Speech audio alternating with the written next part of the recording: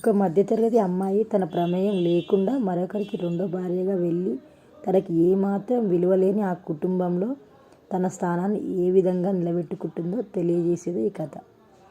కథలోకి వెళ్దాం. పెళ్ళి అయిన ప్రతి ఆడపిల్లకు భార్య స్థానం ఎంతో ఉన్నతంగా ఉంటుంది.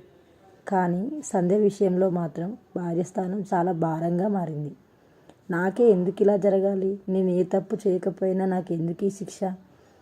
ఒక మధ్యతరగతి ఆడపిల్లగా పుట్టడమే తను చేసిన తప్ప? భారం వదిలించుకున్న తల్లిదండ్రులు, తనను భారంగా భావించే భర్త, భగవంతుడా నాకేది దారి? ఉదయం నుండి ఎన్నిసార్లు ఆలోచించినా ఇవే ప్రశ్నలు పదే పదే సంధ్య మనస్సును గాయపరుస్తున్నాయి. సంధ్య సాగర్లకు పెళ్లి జరిగి నెల రోజులు గడిచింది.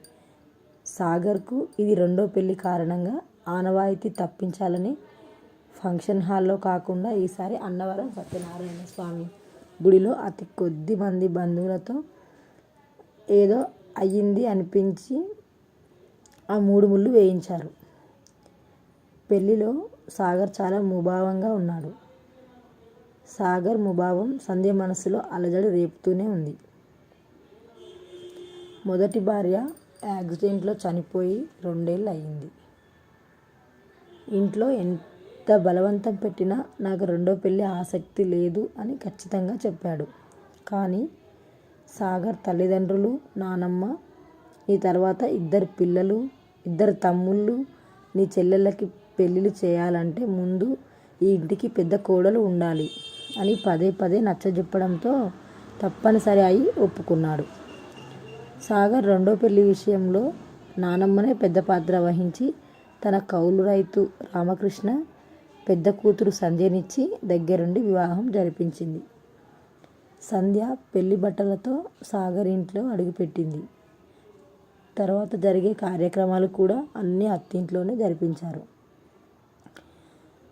అందరి ఆడపిల్లల లాగానే తాను కూడా సిగ్గుపడుతూ పాల గ్లాస్తో సాగర్ గదిలోకి వెళ్ళింది. సాగర్ చాలా సీరియస్గా తన ల్యాప్టాప్లో వర్క్ చేస్తున్నాడు. సంధ్య లోపలికి రాగానే అప్రయత్నంగా ఆమె వైపు చూసి మరలా తన పనిలో నిమగ్నమైపోయాడు. సాగర్ ప్రవర్తన కొంచెం వింతగా అనిపించింది. అయినా కొంచెం దగ్గరగా వచ్చి పాలు తీసుకోండి అంటూ పాల గ్లాస్ అందివ్వబోయింది. వెంటనే కొంచెం కోపం, చిరాకుతో అక్కడ పెట్టు అన్నాడు. కాసేపు ఏం చేయాలో అర్థం కాక అలాగే నిలబడి తర్వాత అక్కడ ఉన్న చాప పరుచుకొని పడుకుంది. ఉదయం లేచిన తర్వాత కూడా అదే పరిస్థితి. ఎవరితోనూ పెద్దగా మాట్లాడడు. తన దగ్గరికి వస్తేనే అసహించుకున్నట్లు చూస్తున్నాడు. ఇంకా సాగర్ ఇంట్లో తమ్ముళ్ళు, చెల్లెలు ఎవరూ తనని ఒక మనిషిగా చూడడం లేదు.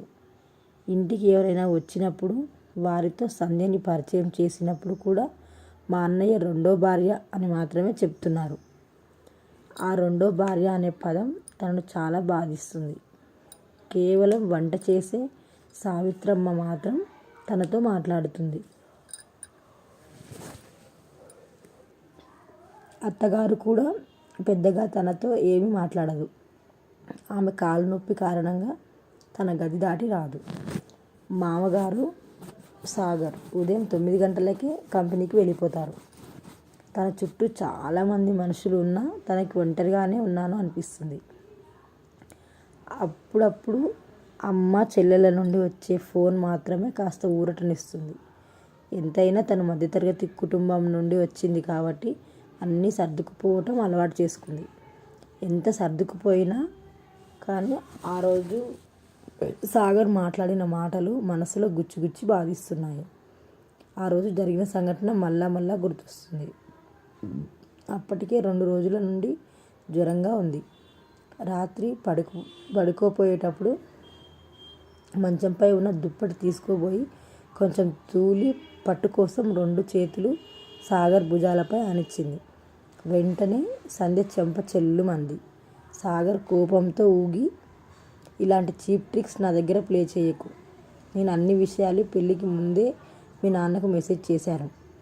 మీ నాన్న కూడా మా అమ్మాయికి అన్నీ తెలుసు అని చెప్పాడు. మళ్ళీ ఎందుకు ఇలా బిహేవ్ చేస్తున్నావు అన్నాడు. సంధ్యకి ఊహించని దెబ్బ. ఒక పక్క అర్థం కాని సాగర్ మాటలు, మరొక పక్క దుఃఖం పొంగుకొచ్చింది. ఇంకేమీ మాట్లాడకుండా బయటికి వెళ్ళిపోయింది. చీకటిలో కావలసినంతసేపు ఏడ్చింది. ఎంత ఆలోచించినా తండ్రి తన నుండి ఏం దాచాడో అర్థం కాలేదు.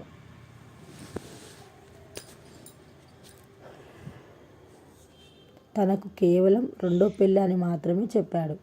ఆ విషయం చెప్పినప్పుడు తన తండ్రి కళ్ళలోని బాధ తాను స్పష్టంగా చూసింది. సంధ్య, నేను నీకు పెద్ద చదువులు చెప్పించలేకపోయాను. చివరకు నీకు కడుపు నిండా తిండి కూడా పెట్టగలిగానో లేదో కూడా తెలియదమ్మా. కానీ నువ్వు ఈ పెళ్లి చేసుకుంటే తిండికి, కట్టుకునే బట్టకు లోటు లేకుండా బతుకుతావు. ఇంకా నీ చెల్లెల జీవితాలకు కూడా ఒక దారి దొరుకుతుంది. ఈ అసమర్థత తండ్రి ఇంతకన్నా ఇంకేమీ చేయలేడమ్మా అంటూ కళ్ళనీళ్ళు పెట్టుకున్నాడు. అవే పెళ్ళికి ముందు తండ్రి చెప్పిన మాటలు. మరో మాట లేకుండానే తల వంచి తాళి కట్టించుకుంది. ఇది మాత్రమే తనకు తెలుసు.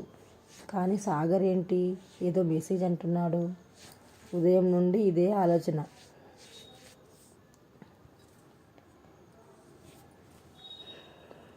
సాగర్ వాళ్ళ ఆఫీస్ ఛాంబర్ చాలా హడావిడిగా ఉంది. ఆ రోజు కొత్త ప్రాజెక్ట్ ఓకే అవ్వడంతో అంతా హ్యాపీగా ఎంజాయ్ చేస్తున్నారు. సాగర్ కంపెనీకి ఎండి అయినా తన స్టాఫ్తో చాలా సన్నిహితంగానే ఉంటాడు. ఏమాత్రం గర్వం లేని మంచి మనస్సే తనని ఈ స్థాయిలో నిలబెట్టింది. తనకు ఆప్తమిత్రుడైన హేమంత్ రూమ్లోకి వస్తూనే, ఏంటి సార్ బిజీనా? అందరూ బయట నీ కోసం వెయిట్ చేస్తుంటే నువ్వు ఇక్కడ ఏం చేస్తున్నావు? కమ్ ఫాస్ట్ అంటూ ఎదురు సీట్లో కూర్చున్నాడు.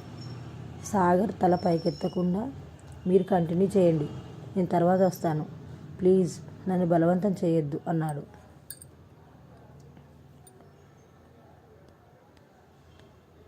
హేమంత్ చాలా సంవత్సరాల నుండి సాగర్ మనస్సును అతి దగ్గరగా చూసినవాడు కావడంతో ఇంకా పార్టీ గురించి కాకుండా, సరే కానీ సిస్టర్ ఎలా ఉంది, నీ దగ్గర బాగానే అడ్జస్ట్ అయిందా అంటూ టాపిక్ మార్చాడు.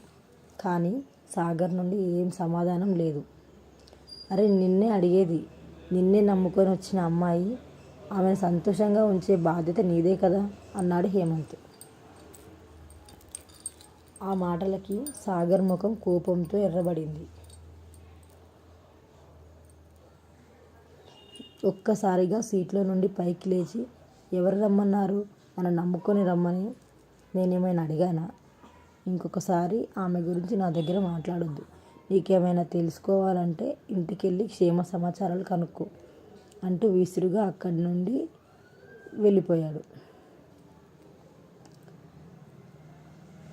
సాగర్ విపరీత ప్రవర్తన హేమంత్ని విస్మయానికి గురిచేసింది. అంటే సాగర్ ఇంకా తన మొదటి భార్య రమ్య జ్ఞాపకాలలోనే జీవిస్తున్నాడనమాట. అంతమంది నచ్చజెప్పినా తనలో మార్పు రాలేదు. అయినా ఇది మనసుకు సంబంధించిన విషయం, మర్చిపోవాలనుకున్న అంత ఈజీగా జరిగే పని కాదు. హేమంత్ ఆలోచనలు ఒక్కసారిగా సాగర్ గతం వైపు వెళ్ళాయి.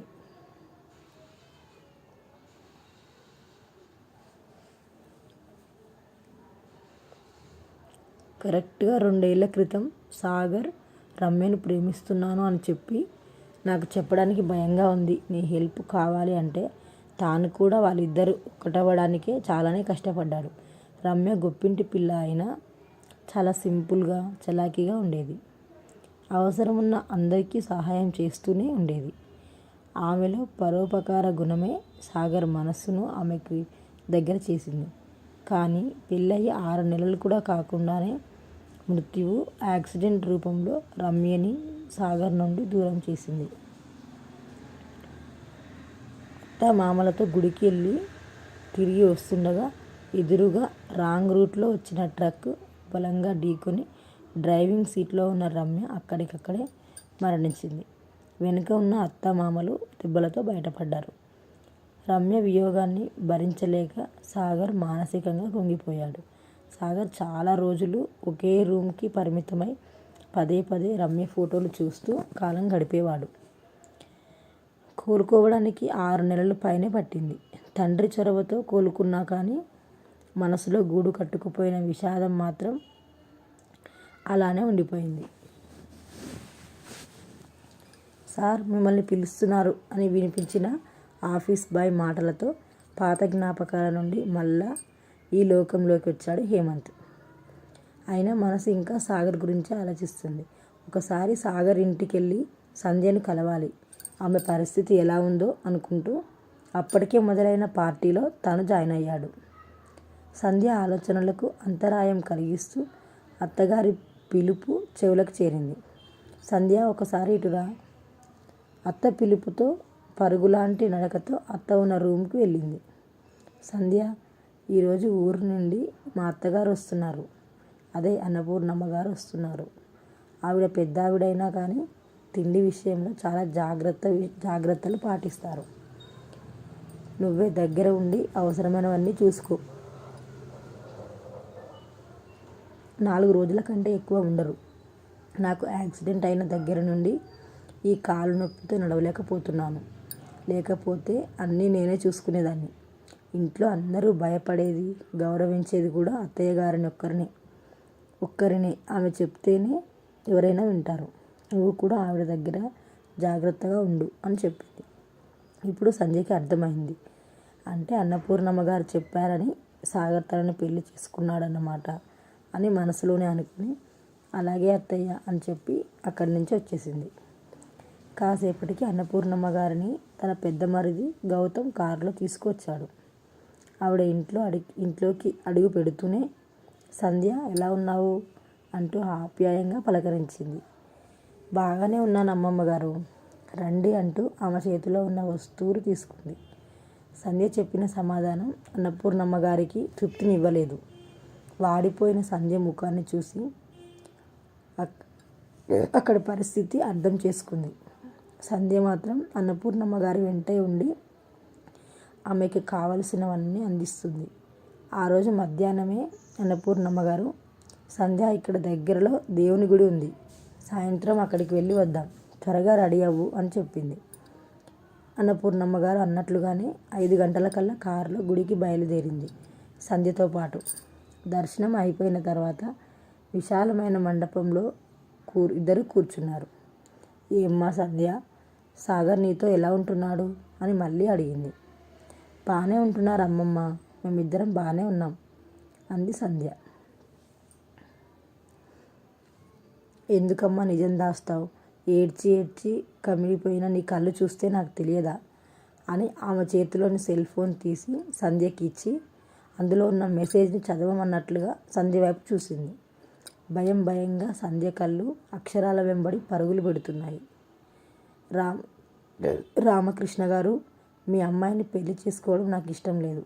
అయినా బలవంతంగా మీరు మీ అమ్మాయిని నాకు ఇచ్చి చేయాలనుకుంటే ఆమెకు నాకు ఎటువంటి సంబంధం ఉండదు. ఆమె కేవలం లోకం దృష్టిలో మాత్రమే నాకు భార్య. మీ అమ్మాయి జీవితాన్ని నాశనం చేయకండి. నేను నాన్నను బాధ పెట్టడం ఇష్టం లేక పెళ్ళికి సరే అన్నాను. మీరే ఏదో ఒక విధంగా ఈ పెళ్ళిని ఆపండి. ఇది మెసేజ్ సారాంశం. చదవడం పూర్తయ్యేసరికి సంధ్యకి కళ్ళు బైర్లెక్కమ్మాయి. తను అగాధంలో కూరుకుపోతూ ఉన్నట్లుగా అనిపించింది. కళ్ళ నీళ్లతో అన్నపూర్ణమ్మ గారి వైపు చూసింది. ఎందుకమ్మా ఏడుస్తున్నావు? దుఃఖం మనలో ధైర్యాన్ని దెబ్బతీస్తుంది. ఇది మీ నాన్నకు చేరగానే నా దగ్గరికి పరుగున వచ్చాడు. కానీ నేనే నీకు చెప్పొద్దని ఒట్టు వేయించుకున్నాను. ఎందుకంటే సాగర్ గురించి నాకు బాగా తెలుసు. సాగర్ తప్పక మారుతాడు అన్న నమ్మకం నాకుంది. అలాగే నీ గురించి కూడా నాకు బాగా తెలుసు. మీ నాన్న మా ఇంటికి వచ్చిన ప్రతిసారి నీ గురించి చెప్పేవాడు. అందుకే నా దృష్టిలో నీవే సాగర్కి సరి అయిన భార్య అనిపించింది. ఎందుకంటే ఆ విశాలమైన ఇంట్లో ఎన్నో గదులు, ఒక్కొక్కరు ఒక్కొక్క గదికి పరిమితం. ఎవరి లోకంలో వాళ్ళు ఉంటారు. ఇంట్లో అంతమంది ఉన్న ఇల్లంతా ఎప్పుడూ నిశ్శబ్దమే. కళాకాంతులు లేని ఇంటికి ఆశాదీపం అయి వెలుగులు నింపుతావు అన్న నమ్మకం నాకుంది. సాగర్కి రెండో పెళ్లి చేయడానికి ఎంతోమంది గొప్పింటి వాళ్ళు కూడా తమ పిల్లల్ని ఇవ్వడానికి పోటీ పడ్డారు. బయట నా మనవడుకున్న గౌరవం అటువంటిది. కానీ వాళ్ళందరినీ కాదని నిన్ను మాత్రమే నేను ఎంచుకున్నానమ్మా. నా నమ్మకాన్ని నిలబెట్టు అంటూ చెమ్మగిల్లిన కళ్ళతో సంధ్య తలపై ప్రేమగా నిమిరింది. సంధ్య మాత్రం ఏమీ సమాధానం చెప్పకుండా అన్నపూర్ణమ్మ గారిని చూస్తుంది. మళ్ళీ ఆవిడే, సంధ్య, నేను ఇలా చెప్పాను అని ఏమీ బాధపడకు. నా మనవడి మీద ప్రేమ నన్ను ఇలా చెప్పిస్తుంది. అయినా సాగర్ మారినా మారకపోయినా వాడి కోసం నీ జీవితం నిస్సారం చేసుకోకు. నీ కోసం నువ్వు జీవించు. నీ మనసుకు నచ్చినట్టు నువ్వు నడుచుకో. నీకు చదువంటే చాలా ఇష్టమని తెలిసింది. ఆగిపోయిన డిగ్రీ మళ్ళా పూర్తి చేయమ్మా. ఊర్లో అందరికీ సహాయపడుతుండేదానివి. అలాగే ఇక్కడ కూడా నీ ఇష్ట ప్రకారం నడుచుకో. కానీ భార్యగా నీ భర్తకు నువ్వు చేయవలసినవి మాత్రం నిర్లక్ష్యం చేయకు అంటూ గీతోపదేశం చేసినట్లే చెప్పింది అన్నపూర్ణమ్మ గారు. ఆవిడ చెప్పిన దాంట్లో నీకోసం నువ్వు బ్రతకాలి అన్న మాటలు సంధ్య మనసుకు హత్తుకున్నాయి. అవును, సాగర్కి నేను ఇష్టం లేకపోతే ఇంకా నాకు జీవితమే లేదా? తను పుట్టింది ఒక్క సాగర్ కోసమే కాదు. తను చేయవలసింది ఇంకేదో ఉంది. ఎందుకు ఇన్ని రోజులు పిచ్చిదానిలా బాధపడ్డాను అని తనలో తానే ఆలోచించింది. మరొక్కసారి పరమేశ్వరుడికి నమస్కరించింది. ఇప్పుడు ధైర్యంగా లేచి, రండి అమ్మమ్మ గారు, ఇంటికి వెళ్దాం అంటూ బయలుదేరింది. తర్వాత 2 రోజులకే అన్నపూర్ణమ్మ గారు ఊరికి వెళ్ళిపోయారు. కానీ వెళ్ళే ముందు సాగర్ని పిలిచి, పెళ్ళికి ముందు నువ్వు పంపించిన మెసేజ్లు ఏవి సంధ్యకి తెలియవు. నీవు ఆ అమ్మాయిని కనీసం ఒక మనిషిలా చూడు అని కాస్త గట్టిగానే చెప్పింది. అలాగే ఇప్పుడు సంధ్య చాలా బిజీగా మారిపోయింది. ఈ మార్పుకు మరికొంత సహాయం చేసింది హేమంత్. ఒకరోజు హేమంత్ సంధ్యని కలవడానికి ఇంటికొచ్చాడు. సాగర్ మొదటి భార్య రమ్య గురించి చాలా విషయాలు చెప్పాడు. తను కూడా చాలా ఆసక్తిగా విన్నది. అలాగే తాను చేయాలనుకున్న పనుల గురించి కూడా చెప్పింది. హేమంత్ కూడా సంతోషంగా వాటికి సంబంధించిన మొత్తం ఇన్ఫర్మేషన్ కూడా సంధ్యకి ఇచ్చాడు. ఇప్పుడు సంధ్య ఉదయం లేచిన దగ్గర నుంచి తన రోజు మొత్తం టైం సద్వినియోగం చేసుకుంటుంది. అత్తగారికి వేసుకోవాల్సిన మందులు తనే దగ్గర ఉండి ఇవ్వడం, డాక్టర్ చెప్పిన చిన్న చిన్న ఎక్సర్సైజులు చేయించడం మొదలుపెట్టింది. చిందరవందరగా ఉన్న మరుదుల రూమ్లన్నీ పనివాళ్ళ సహాయంతో సర్దించింది. మరుదులిద్దరూ తనని వ్యతిరేకించారు. వాళ్ళ రూమ్లో అడుగు పెట్టొద్దన్నారు. అయినా సంధ్య చిరునవ్వుతో, ఇల్లు నీట్గా ఉంచటం నా బాధ్యత అని చెప్పి వాళ్ళని కొంచెం మార్చగలిగింది. ఇంకా తాను తెలుసుకున్న అనాథ శరణాలయాలకు వెళ్ళి అక్కడ వాళ్ళకు కావలసిన అవసరాలు ఒక బుక్లో నోట్ చేసుకొని వచ్చేది.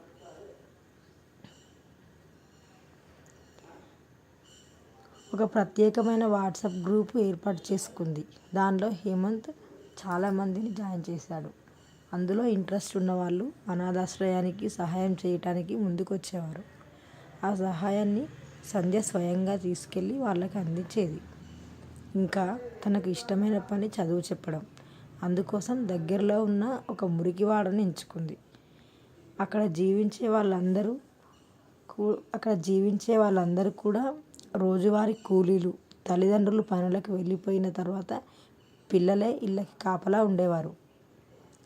వారికి ఎటువంటి స్కూల్ సహాయం లేదు. సంధ్య వాళ్ళందరినీ ఒక చెట్టు కింద కూర్చోబెట్టి మెల్లగా అక్షరాలు నేర్పించడం, అవసరమైన వాళ్ళకి చిన్న చిన్న పుస్తకాలు కొనివ్వడం చేసింది. ఈ పని సంధ్యకి చాలా సంతోషం ఇచ్చేది. అప్పుడప్పుడు సహాయంగా హేమంత్ కూడా వచ్చేవాడు. ఒకరోజు సంధ్య మరిది గౌతమ్ అదే దారి వస్తూ మురికివాడ దగ్గర ఆగి ఉన్న వాళ్ళ కారు చూసి, ఇక్కడికి ఎవరొచ్చారబ్బా అని లోపలికి వెళ్ళి చూశాడు. అప్పటికే సంధ్య పిల్లల్ని తన చుట్టూ కూర్చోబెట్టుకొని వాళ్ళకి ఎంతో సంతోషంగా పాఠాలు చెప్తుంది. గౌతమ్ ఒక్కసారిగా ఆశ్చర్యపోయాడు. ఎందుకంటే సంధ్య మీద ఇంట్లో ఎవరికీ మంచి అభిప్రాయం లేదు. కేవలం డబ్బు కోసమే పెళ్లి చేసుకుంది అనే ఆలోచనలో ఉన్నారు. కానీ ఒక్కసారిగా సంధ్య చాలా ఉన్నతంగా కనిపించింది గౌతమ్కి. ఇదే విషయాన్ని ఇంటికెళ్ళి తన చెల్లి, తమ్ముడు కూడా చెప్పాడు. తర్వాత సంధ్య తన డిగ్రీ పరీక్షలు కూడా పూర్తి చేసింది. గౌతమ్ దగ్గరుండి ఎగ్జామ్స్కి తీసుకెళ్ళాడు.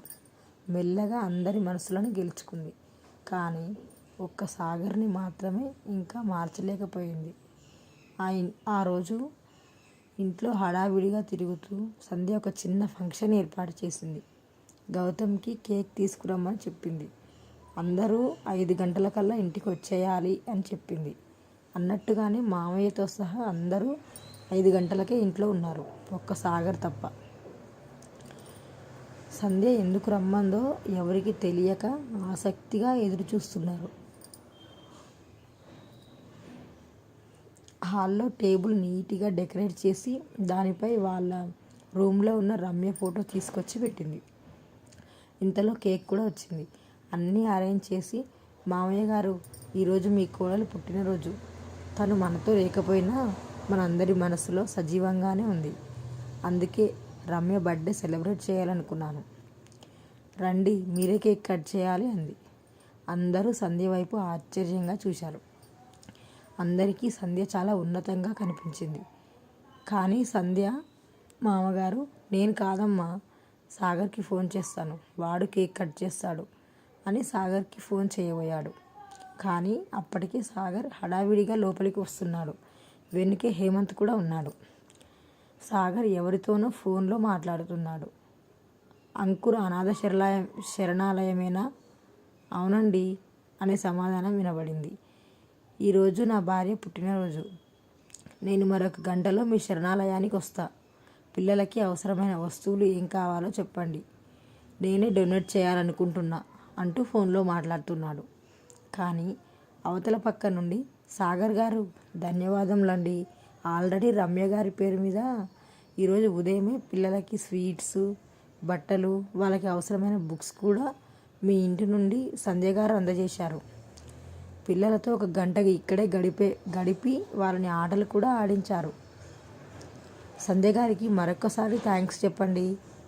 ఫోన్లో వినబడిన సమాధానంతో సాగర్కి ఒక్కసారిగా షాక్ తగిలినట్టు అనిపించింది. అక్కడే నిలబడిపోయాడు. అప్పటికే సాగర్ కోసం ఎదురు చూస్తున్న అందరూ అన్నయ్య రా తొందరగా అంటూ పిలుస్తున్నారు. తర్వాత సాగర్ కేక్ కట్ చేశాడు. గౌతమ్కి, చిన్న తమ్ముడికి, చెల్లమ్మకి అందరికీ కేక్ తినిపించాడు. సంధ్య మాత్రం ఒక పక్కగా నిలబడి సాగర్ ముఖంలో ఆనందం వెతుకుతుంది.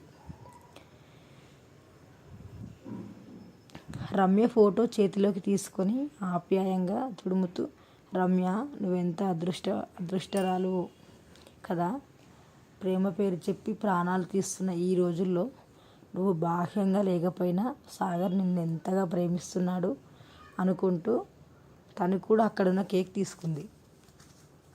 సాగర్ సంధ్య వైపే చూస్తున్నాడు. ఆ స్థానంలో ఎవరున్నా కానీ రమ్యపై కోపమే ఉండేది. నిజం చెప్పాలంటే రమ్య జ్ఞాపకాలు సంధ్య జీవితానికి అడ్డంకులు. కానీ సంధ్య మాత్రం రమ్యని అభిమానిస్తుంది. సాగర్కి చాలా ఆనందంగా అనిపించింది.